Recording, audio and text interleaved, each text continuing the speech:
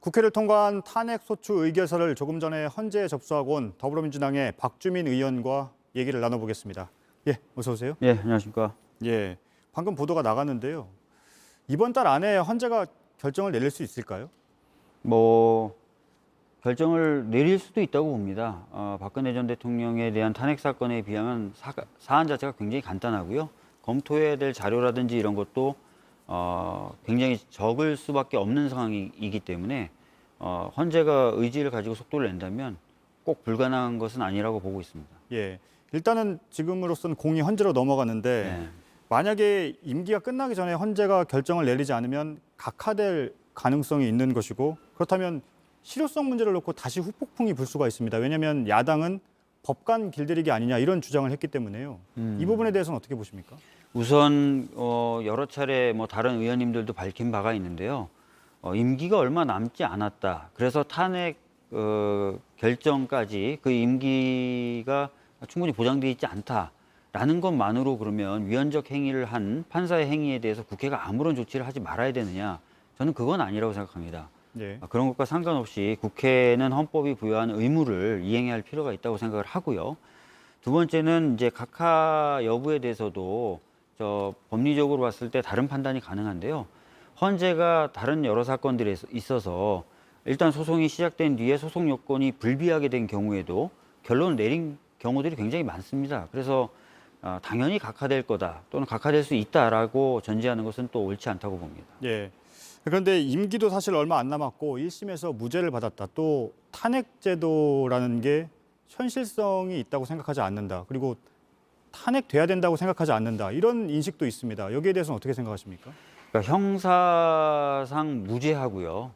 헌법을 위반했느냐 이 부분은 전혀 다른 문제입니다. 이미 박근혜 전 대통령 탄핵 사건에서도 그것이 쟁점이 돼서 판단을 받은 바가 있거든요. 그러니까 형법상 기소가 됐느냐, 재판이 진행 중이냐, 재판이 결론을 냈냐 이런 것은 아무 상관이 없다.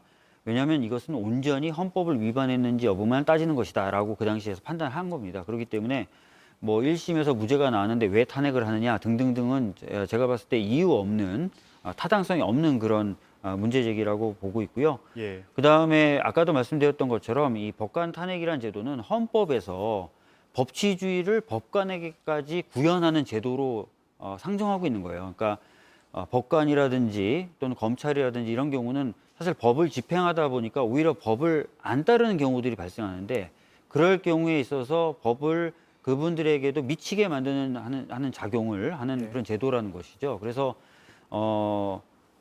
헌법에 위반됐다라는 판단이 든다면 적극적으로 탄핵에 대해서 고민하는 것이 오히려 맞다고 생각합니다.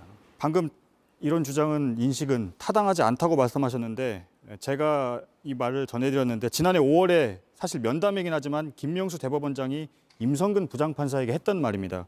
타당하지 않다고 말씀을 하시는데 오늘 사실 녹취가 공개됐습니다. 제가 이 질문을 드릴 수밖에 없는데 정치적 중립성 문제가 제기되고 있습니다. 이 부분에 대해서는 어떻게 보십니까? 우선 분명히 해둬야 될 것은요. 이번에 이 임성근 부장판사에 대해서 저희들이 탄핵한 것하고 임성근 부장과 김명수 대법원장과의 대화를 나눈 것은 전혀 사실 별개의 것이다라는 것을 분명히 말씀드리고요. 대법원장 입장에서야 법원이 정치적인 어떤 공방에 휩싸이는 것에 대해서 바람직하지 않다고 생각을 했겠죠. 그리고 임성근 부장판사의 경우에 그 당시에 이제 퇴직을 앞두고 있었던 상황이라서 그런 차원에서 얘기를 했을 수는 있다고 생각합니다. 예. 하여튼 다시 한번 강조해서 말씀드리지만 완전히 별개의 것이다라는 점을 강조하고 싶습니다. 일단 정치적 중립성까지 훼손하는 건 아니다 이렇게 보시는 건가요? 그 인식 자체가? 실제로 무슨 탄핵을 용이하게 해야 된다거나 탄핵을 위해서 당신의 사표를 받지 않겠다라고 얘기했던 건 아니지 않습니까? 그래서 그 부분은 좀 더 살펴볼 필요가 있다고 생각합니다. 한 가지만 더 질문을 드리면 결국 녹취 파일이 공개가 되면서 방금 정치적 중립성 논란도 있고 또 대법원장이 거짓말을 했다 이런 지적이 나오면서 사실상 사퇴론까지 지금 일각에서는 제기되고 있는데요.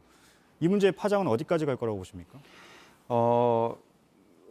일단은 어제 나왔던 해명이 이번에 녹취 파일에 의해서 뒤집힌 건 맞죠. 예. 근데 그러면은 그것이 거짓에 의한 진실 덮기였느냐, 아니면 기억에 착오가 있었던 거냐 이런 부분은 추가적으로 좀 밝혀질 필요가 있을 것 같습니다. 그런 것들이 좀 밝혀지는 바에 따라서 판단 여부는 좀 달라질 수 있다고 생각합니다. 네, 알겠습니다. 오늘 여기까지 듣겠습니다. 더불어민주당의 박주민 의원이었습니다. 감사합니다. 네.